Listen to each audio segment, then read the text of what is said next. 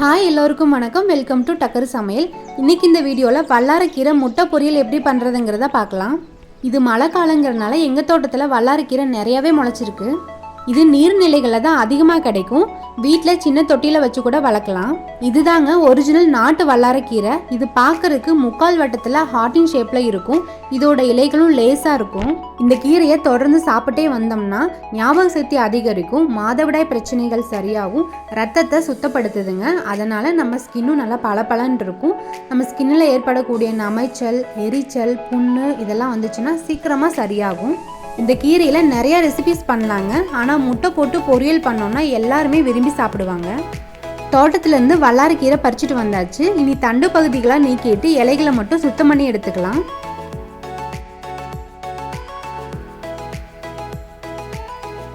இலைகளெல்லாம் சுத்தம் பண்ணி எடுத்தாச்சு. இனி இதை கழுவிட்டு வந்துடலாம். கழுவிட்டு வந்த இலைகளை கொஞ்சமாக கையில் எடுத்து பொடி பொடியாக கட் பண்ணி எடுத்துக்கலாம். அப்போ தான் சீக்கிரம் வேகும்.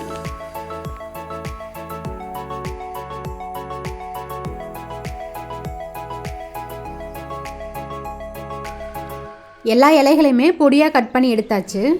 அடுத்து பொரியல் பண்ண ஆரம்பிச்சிடலாம். பேனில் கொஞ்சமாக எண்ணெய் ஊற்றிக்கலாம். எண்ணெய் காஞ்சதும் கடுகு போட்டுக்கலாம்.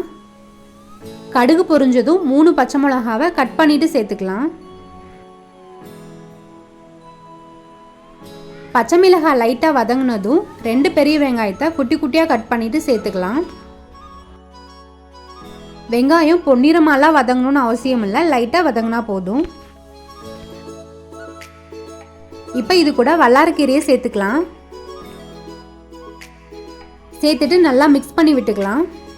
வல்லாரக்கீரை வேக கொஞ்சம் லேட் ஆகும், ஸோ வதங்கட்டும். மூடி வச்சிடலாம். வல்லாரக்கீரை வதங்கிருச்சு. கொஞ்சமாக உப்பு போட்டுக்கலாம். கீரை சுருங்கினதுக்கு அப்புறமா உப்பு போட்டுக்கோங்க. ஃபஸ்ட்டே போட்டிங்கன்னா உப்பு அதிகமாயிரும். கீரை கட் பண்ணும்போது பார்த்தீங்கன்னா நிறையா இருக்கும், வெந்ததும் ரொம்பவே சுருங்கிடும். இந்த கீரையில் நிறைய சத்துக்கள் இருக்கனால அளவாக தான் சாப்பிட்ணும். முட்டை கூட சேர்த்து சாப்பிட்டீங்கன்னா குவான்டிட்டியும் அதிகமாக இருக்கும், பெனிஃபிட்ஸும் அதிகமாக இருக்கும். கீரை வெந்ததுமே முட்டைகளை உடச்சி ஊற்றிக்கலாம். நான் 4 முட்டை உடச்சி ஊற்றிருக்கேன். உங்களுக்கு கீரையோட குவான்டிட்டி அதிகமாக வேணும்னா 2 முட்டை கூட உடச்சி ஊற்றிக்கலாம். அவ்வளோதாங்க, எல்லா முட்டையும் உடச்சி ஊற்றியாச்சு. இனி இதை நம்ம மிக்ஸ் பண்ணி விட்டுக்கலாம். இதை தனியாக பொரியல் பண்ணி சாப்பிடும்போது வேகாத மாதிரியே ஃபீல் ஆகும். குழந்தைங்க விரும்பி சாப்பிட மாட்டாங்க. முட்டை கூட போட்டு கொடுத்தீங்கன்னா நல்லாவே விரும்பி சாப்பிடுவாங்க. எக்ஸாம் டைமில் குழந்தைங்க நைட்டு நல்லா படிச்சுட்டு தூங்குவாங்க, ஆனால் காலையில் எக்ஸாமில் மறந்துடுவாங்க. அந்த மாதிரி இல்லாமல் இதை தொடர்ந்து சாப்பிட்டே வந்தோம்னா அவங்களோட ஞாபக சக்தியும் அதிகரிக்கும். முட்டையும் வதங்கிருச்சு. இப்போ கொஞ்சமாக உப்பு சேர்த்து வதக்கிக்கலாம்.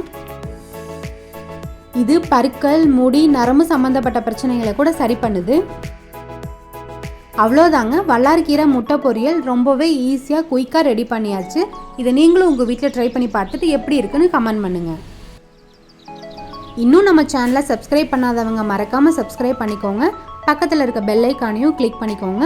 வீடியோ யூஸ்ஃபுல்லாக இருந்துச்சுன்னா உங்கள் ஃப்ரெண்ட்ஸுக்கும் ஷேர் பண்ணுங்கள். தேங்க்யூ, பாய்.